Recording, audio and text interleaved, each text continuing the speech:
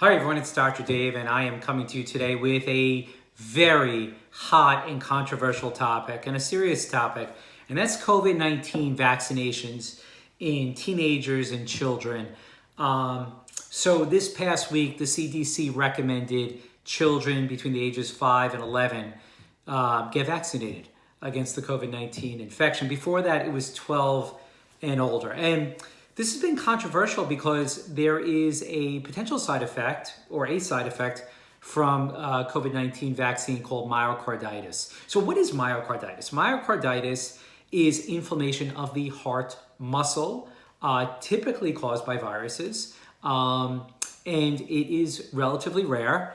If it does occur, most of the time it does resolve and it is mild. That's in the general population.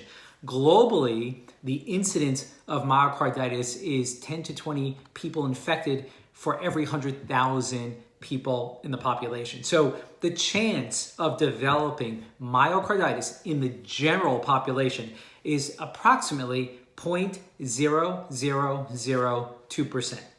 Okay, so what's the issue? The issue is recently there were reports of myocarditis after essentially children, but not really, 16 to 39 years old, typically men, developing myocarditis. It should be noted these were very mild cases for the most part, and they were transient. Most did resolve. So, that's the concern. And those reports really upset people for good reason. But when we put into perspective the incidence of myocarditis from a COVID-19 vaccine is really quite low. It's 11 out of 100,000. So that's 0.0001%. So that's still lower than just the general myocarditis incidence in the population. So even though it's very concerning, and I get it, it's scary to think that, somebody, especially a younger person, can develop inflammation of their heart after COVID-19 vaccine, I want you to remember that it is still very rare and it's still less common than somebody just developing myocarditis in the general population. So what's the flip side of this? Why the push to vaccine kids? Well, because COVID-19 is a serious infection. I think we all know that. And it's really concerning that to date, 657 children have died from COVID-19 infection.